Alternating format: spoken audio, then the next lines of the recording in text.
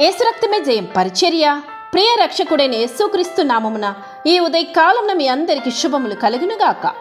పాపాత్ములు 100 మార్లు దుష్కార్యములు చేసి దీర్ఘాయుష్మంతులైనను దేవుని యందు భయభక్తులు కలిగి ఆయన సన్నిధికి భయపడి వారు క్షేమముగా ఉందురని దేవుని వాక్యం సెలవిస్తుంది. నా ప్రియ సహోదరి సహోదరులారా, భక్తిహీనులు దేవుని సన్నిధిని ఎన్నడూ వారు భయపడరు. వారికి క్షేమము కలగనే కలగదు. వారు నీడ వంటి వారికి దీర్ఘాయుష్ అన్నది లేకపోవను. భూమి మీద భక్తిహీనులు తాము చేసిన దుష్క్రియలకు శిక్ష రాకపోవుట చేత వారి హృదయపూర్వకంగా వాటిని ఇంకను కొనసాగిస్తున్నారు. అలా చేయుచును వాళ్ళు బ్రతుకుచున్నారు. అలా చేస్తున్న వారికి క్షేమం ఎక్కడిది అనగా వారు ఎప్పుడు మరణించబోతున్నారో మనం చెప్పలేం. మరియు మరణించిన తరువాత దేవుని దృష్టికి వారు తప్పక నిర్దోషులనే ఎంచబడరు.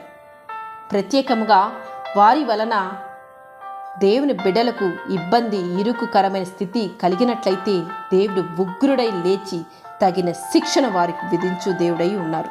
కనుక నీవు దేవుని సన్నిధిలో ఆయనను మహిమపరచు పాత్రగా, ఆయనకు ప్రీతిపరమైన పాత్రగా నీవు జీవించాలి. దేవుని సన్నిధిని అనగా దేవుని వాక్యమును, ఆయన ప్రేమను కోరుకుని నీవు ఇహమందును పరమందును క్షేమంగా ఉన్నందున ఆ సంగతి నీవు మరువకు. పరిశుద్ధ స్థలముల నుండి ఆయన నీకు సహాయము చేయును. నీ ప్రార్థనలకు జవాబు పరిశుద్ధ స్థలము నుండి, పరిశుద్ధ సహవాసము నుండి వచ్చునన్న సంగతి మరవకు. మనం దేవుడు ఆరాధించడానికి ఆలయంకు వెళ్ళినప్పుడు మనం పరిశుద్ధత కలిగి ఆరాధించాలి. మన దేవుడు అల్లరికి కర్త కాదు. మన దేవుడు క్రమశిక్షణ గలవాడు. క్రమశిక్షణను ప్రేమించు దేవుడు ఆయన.